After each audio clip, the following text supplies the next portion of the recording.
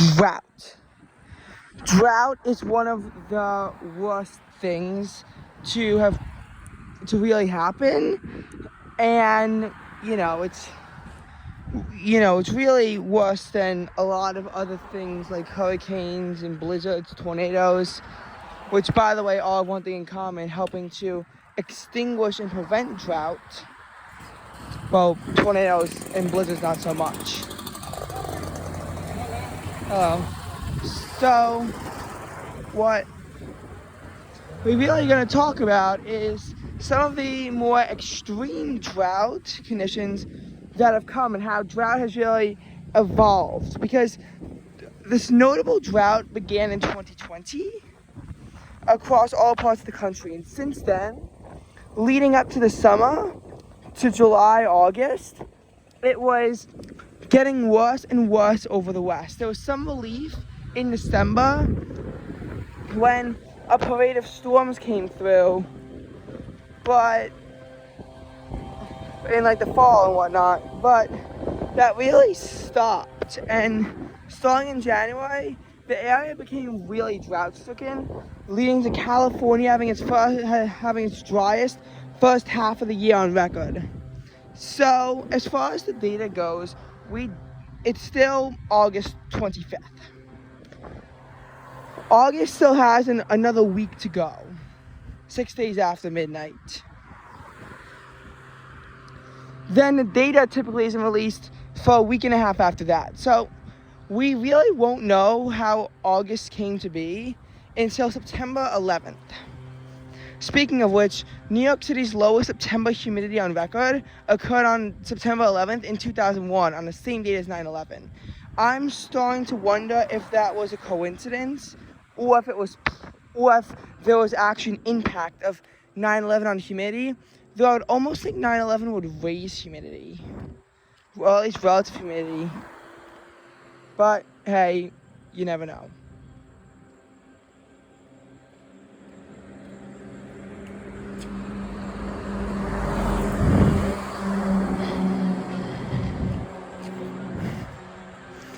Anyway, as far as the drought goes, here's what happened. So, in September 2020, there was some moderate drought over the northeastern United States, and there was some pretty bad drought over the south, and it also went into the northern part of the United States as well. That's how the drought was in September. However, throughout the year, the rain patterns shifted. So the Northeast, by June, a lot of it was out of drought. And that was because of a wetter than average year, including quite the snowy winter, with rain periods mixed in with that.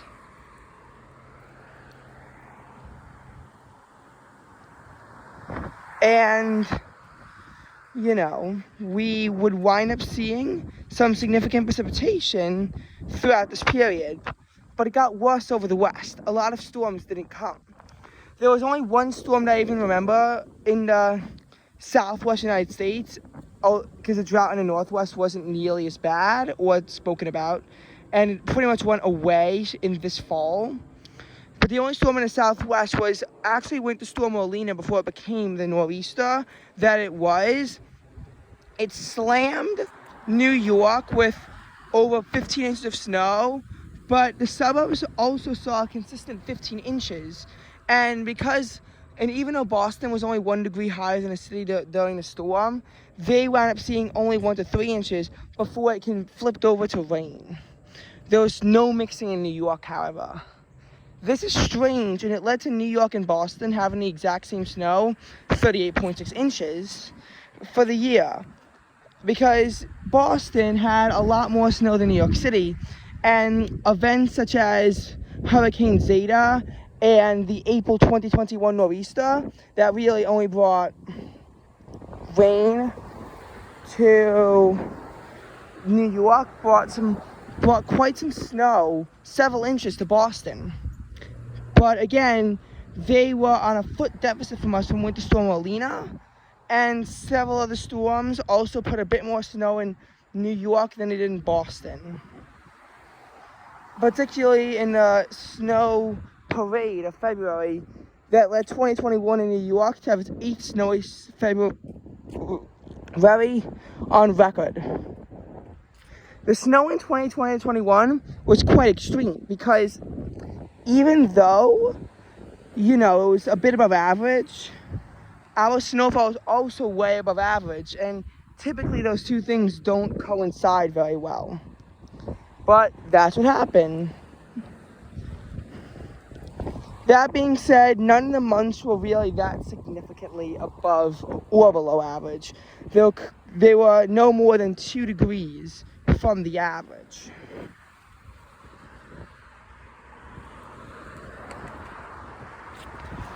But yeah, that's what happened. And because of the snow, as well as a wet-ish spring, that's what we would wind up seeing. That was the pattern that had been established.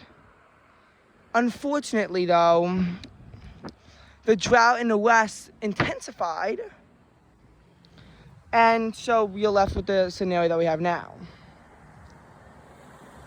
By October, the drought was really gone over the Northeast, but it had continued to explode over the West. And the Southwest got a bit of relief, but it wasn't really spoken about as much. The drought also become a problem, at least briefly, in the Northwest due to the heat wave. Even with near-average precipitation, heat waves can cause some drought to occur. And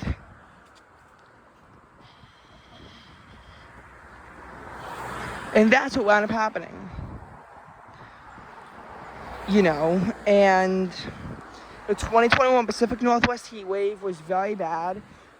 Between the U.S. and Canada, about 800 lives were lost at a minimum. Almost $9 billion in damage was lost due to this heat wave. And all-time heat records were set in Washington and tied in Oregon.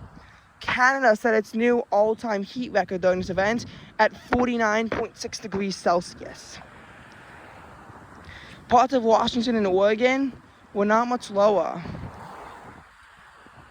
Seattle saw a daily minimum temperature higher than its average daily maximum, and the temperature then jumped 19 degrees Celsius or 35 degrees Fahrenheit since then.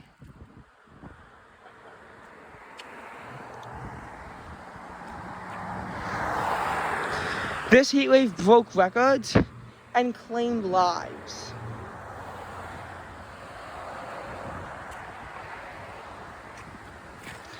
But over in the east, while June was a bit drier than normal, a long wet period was established starting on June 30th, when evening downpours came after an exceedingly hot day. New York City hit 98 and Boston hit 100 as an example, and it pushed the temperature back down.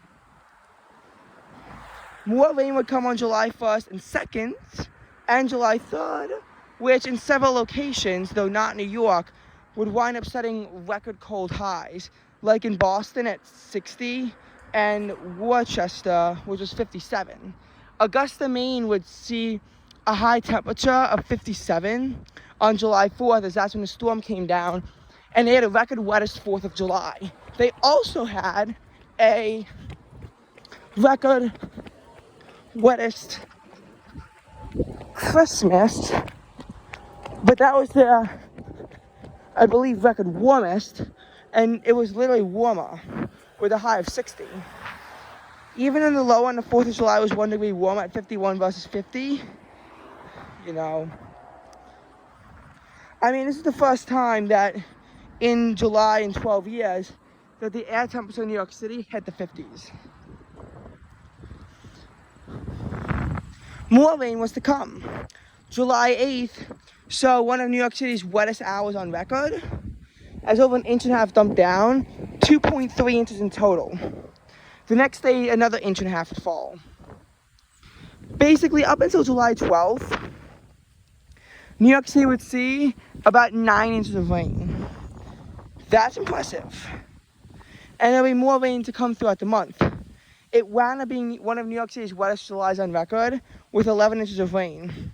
August and September would also have over 10 inches, though a lot of those were in one shot due to some extreme tropical cyclones that otherwise would have made the month a bit below average.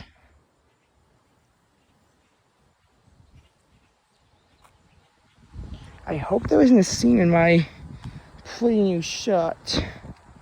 That would be very sad. Very sad indeed.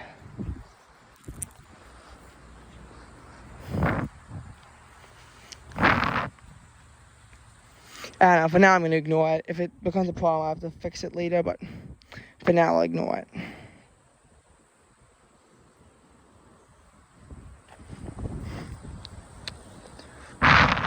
God, is it hot outside?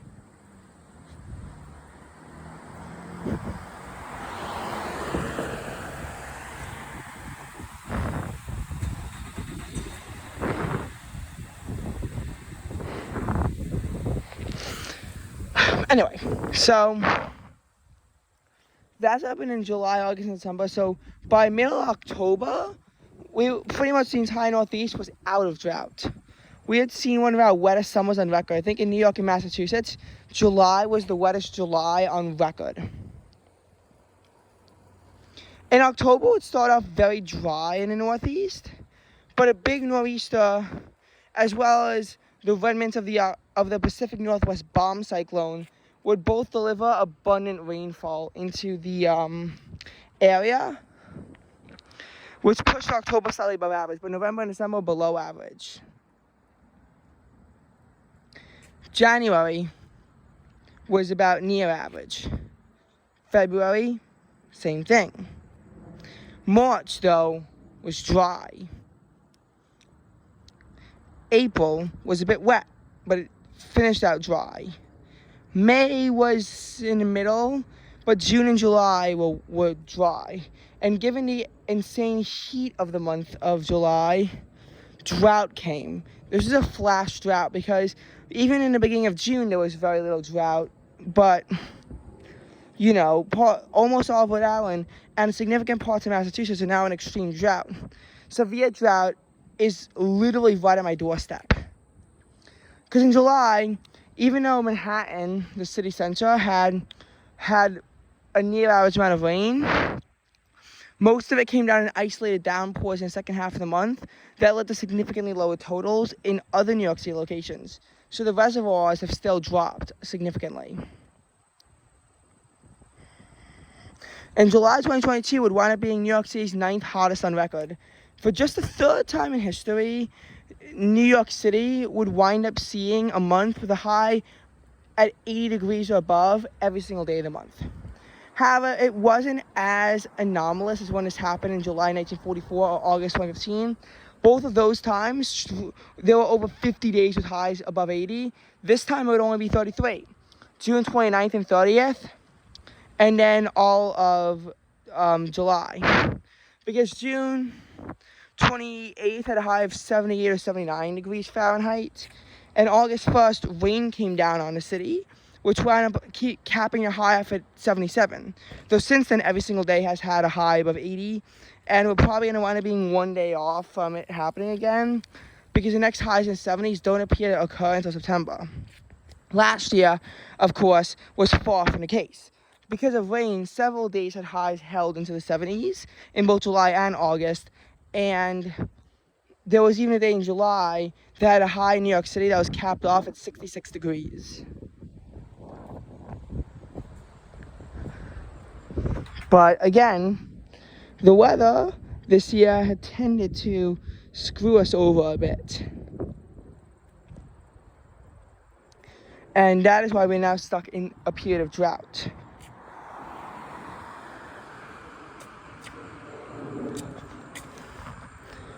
Of the days in July that were the closest to having a high in the 70s, I think it's July 18th. That day had a high of 81 and a low of 69.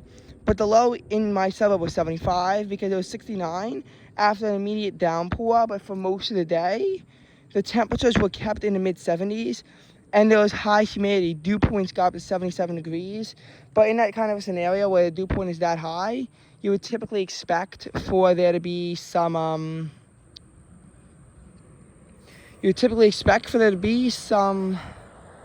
what's it called, like for it to be the max. But the high managed to jump up to 81 degrees.